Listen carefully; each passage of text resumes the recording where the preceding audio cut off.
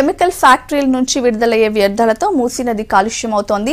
మూసీలో కలుషిత నీరు కలవడంతో అనంతారం గ్రామం దగ్గర నీరంతా నురగగా ఏర్పడి గుట్టలుగా పేరుకుపోయింది. దీంతో కల్వర్ట్లపై వెళ్లే వాహనాలకు ఇబ్బందిగా మారుతోంది. నురగ గుట్టలుగా ఏర్పడి కల్వర్ట్ కనిపించకపోవడంతో వాహనదారులు తీవ్ర ఇబ్బందులు పడుతున్నారు. ఇవాళ ఉదయం మక్త అనంతారం దగ్గరున్న మూసో కల్వర్ట్ పై నుంచి వెళ్లిన బస్సు ముందు టైర్ కాలవలో దిగిబడింది. డ్రైవర్ అప్రమత్తంగా వ్యవహరించడంతో పెద్ద ప్రమాదం తప్పింది.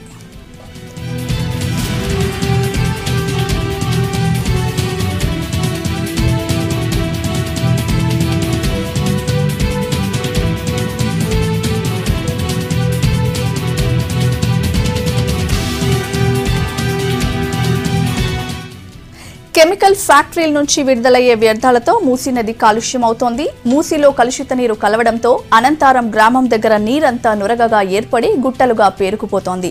దీంతో కల్వర్ట్లపై వెళ్లే వాహనాలకు ఇబ్బందిగా మారుతోంది. నురగ గుట్టలుగా ఏర్పడి కల్వర్ట్ కనిపించకపోవడంతో వాహనదారులు తీవ్ర ఇబ్బందులు పడుతున్నారు.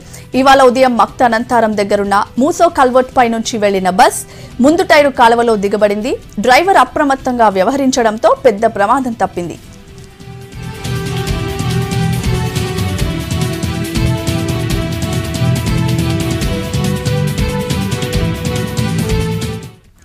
మూసీ నదిలో పేరుకుపోయిన నురగపై మరింత సమాచారం శేఖర్ అందిస్తారు. శేఖర్, మూసీ నురగకు సంబంధించి అప్డేట్స్ ఏంటి?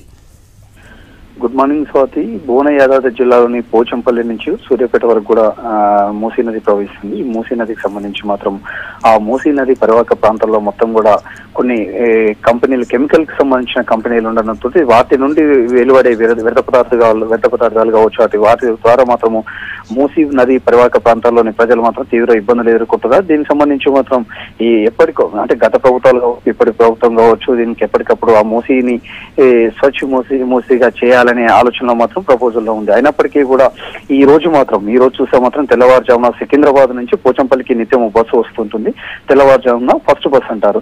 అక్కడి నుంచి మళ్ళీ తిరుగు ప్రయాణంలో నురగా భారీగా అక్కడ రోడ్డుపై కల్వర్ట్ పై చేరుకోవడంతో మాత్రం బస్సు కాలువలోకి దిగింది. డ్రైవర్ అప్రమత్తతో మాత్రం సుమారు 100 ప్యాసింజర్ 30 మంది ప్రయాణికులు ఉన్నారు. 30 మంది మాత్రం సేవ్ అయినట్లు చెప్పుకోవచ్చు. ఇలాంటి ప్రమాదం మాత్రము నిత్యం అక్కడ వాళ్ళకు కొత్త ఏం కాదని చెప్పేసి పోచంపల్లి వాసులు చెప్తున్నారు. చుట్టుపక్కల సుమారు ఒక 20 గ్రామాలకు పైగా మక్తానంతరం పిలాయిపల్లి కాల్వ నుండి ప్రయాణిస్తారు. నిత్యం మాత్రం వేల వాహనాలు అక్కడి నుంచి ప్రయాణిస్తున్నాయి. తెల్లవారుజామున మాత్రం కొంత చలి మంచు కావచ్చు, ఈ నురగతోటి వారిగా వాటర్ రావడంతో ఆ రోడ్డు పైకి వస్తుంది. మొత్తం కూడా కన్వర్ట్ ద్వారా ఆ కాలువ కూడా కనిపించని పరిస్థితి. దాంతో మాత్రం ఇలాంటి ప్రమాదాలు జరుగుతాయి. ఈ రోజు మాత్రం పెద్ద ప్రమాదమే తప్పిందని చెప్పుకోవచ్చు.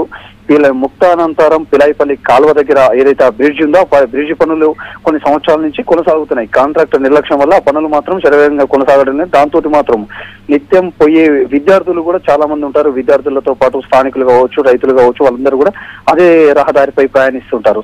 దాంతో మాత్రం ఇబ్బంది పడుతున్నారని చెప్పుకోవచ్చు. మొత్తానికి మాత్రం ఈ రోజు మాత్రం ఏదైతే ముక్తానంతరం పిలాయిపల్లి కాలువ వద్ద మాత్రం వ్యర్థ పదార్థాల నుండి వచ్చే ఆ వాటర్ లోని నురగ వల్ల మాత్రం ఈ రోజు పెద్ద ప్రమాదమే జరిగింది. ఆ డ్రైవర్ అప్రమత్తం కావడంతో ఈ ప్రమాదం మాత్రం కొంత ప్రమాదం నుంచి బయటపడ్డారని చెప్పుకోవచ్చు Swathi. Right, thank you Shekhar.